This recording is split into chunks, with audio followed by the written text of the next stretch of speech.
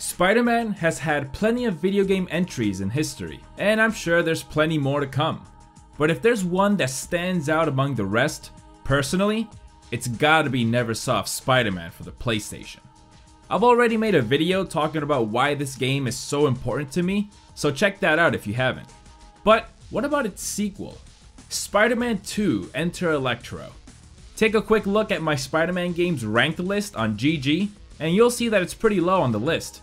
By the way, follow me on GG. It's a cool social hub where people can share the reviews of the games they're playing, make different kinds of lists, and other fun stuff. This isn't even a paid ad, I just really like the app and I want more followers. Anyway, let's not get sidetracked. So why did Spider-Man 2: Enter Electro rank so low on my list? The first game is iconic and loved by just about everyone, and Enter Electro is just more of that. Yet, this game tends to get overlooked in the ever-expanding sea of Spidey games. It's like the one person tucked away in the corner, keeping to themselves during a party, while everyone else is mingling and having a good time. Spider-Man 2: Enter Electro was developed by Vicarious Visions and was released in 2001, just a short year after its predecessor, and you can certainly tell. From a gameplay standpoint, Enter Electro is virtually identical to the original. Combat remains the same with the exception of a few changes to animations, which, in my opinion, are kinda worse. I don't know about you, but I much prefer the mule kick from the first game than this lazy roundhouse kick Spidey has going on. Real threatening there, webhead. The web attacks also make a return, but there aren't any new ones. A real missed opportunity if you ask me. Spider-Man 2000 was the first time I've ever seen the wall crawler do wacky, inventive stuff with his webs. Stuff like the web dome and web fists. I thought it was wicked cool and creative, and I would have liked to see those ideas expanded on with some new web attacks. Maybe like a web bat or web shield. We were still a couple years off from getting our minds blown by Spider-Man 2's physics-based web swinging mechanic, so we had to settle for the same nonsensical cloud-sticking web lines like the first game. But hey, like I said, this game had a short development cycle, so we shouldn't have expected anything too ambitious. But Enter Electro did have something that blew me away at the time, and that was the ability to seamlessly go from the NYC rooftops down to street level. This is something I immediately wanted after playing Spider-Man 2000. As many of you know, NeverSoft came up with the clever idea of using the plot element of covering the NYC streets with toxic fog, stopping players from accessing those areas, thus staying within the console's capabilities. But now, the world is your oyster. Well, a city block more like. Even so, I spent hours walking through the same street, the same alleyway, shooting hoops in the same basketball court. My 8-year-old mind went wild with all the possibilities. I even used to come up with my own little adventures to take Spider-Man on in this one city block. If I only knew it was just a few years away back then. These Spider-Man games are a lot more linear than what we're used to getting nowadays. But Enter Electro has another open level that lets you do things in your own order, when you're tasked with tracking down keys to defuse a bomb. Apart from these two levels, the rest are linear but varied. You have a stealth-oriented level set in an airport, a research lab where you have to avoid obstacles like lasers and turrets, and of course, what is my personal highlight of these games, going up against classic Spider-Man villains, in boss fights where you don't just simply trade punches. They keep things fresh by having unique gimmicks suitable for that foe, like soaking Sandman before attacking him, yanking away Hammerhead's Tommy gun before he turns you into Swiss cheese, or concocting special web fluid infused with an antidote to cure Dr. Connors. This is what I want from boss fights, instead of an all-out brawl. So what about the game's story? In my video about Spider-Man 2000, I expressed how much it feels like you're living out just another day in the life of Spider-Man.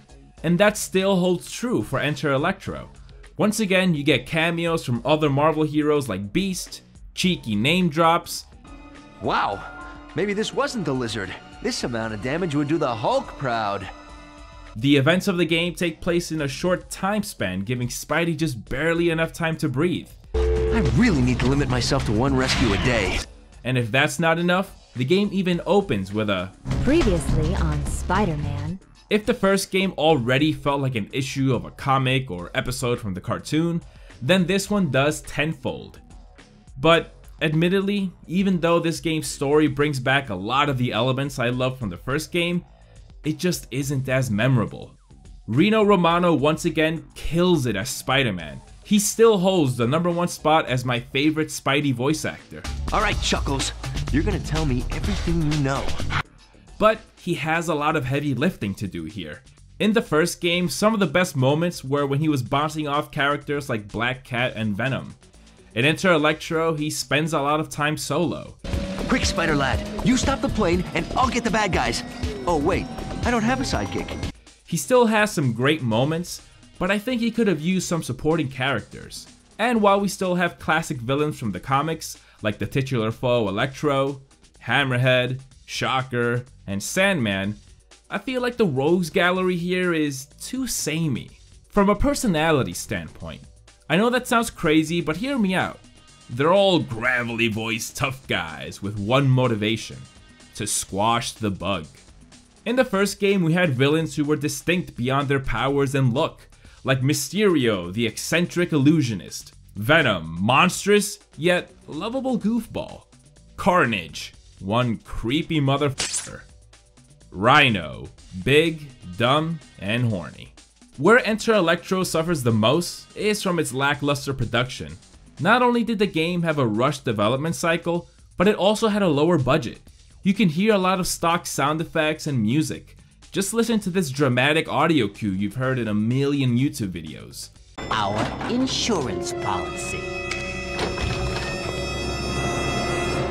This is a major downgrade after getting the slapping soundtrack from Tommy Tallarico. Check out my good friend Josh from Panels to Pixels cover the soundtrack over at his channel. Cutscenes also don't look as good as they did in Spider-Man 2000. Characters move kinda stiff, camera angles don't look as dramatic or dynamic. I'm no animator, but these look amateurish. Just look at this cutscene where Hammerhead is introduced. There's a bunch of cuts that just don't make sense. It's like there's moments missing from one shot to the next. I got a lot of enjoyment from the first game through the way the story was told. It had this grand vibe to it. There's not a single dull moment in these cutscenes. They demand the player's attention, and every single one was memorable because of that.